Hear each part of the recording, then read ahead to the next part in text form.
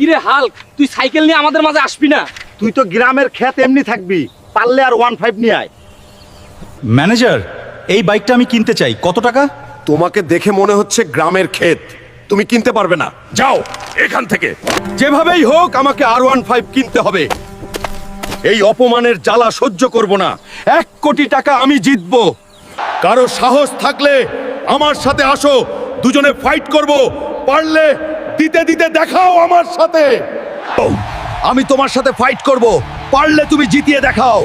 আর বন্ধুরা, তোমরা like subscribe করে আমাকে হেল্প করো।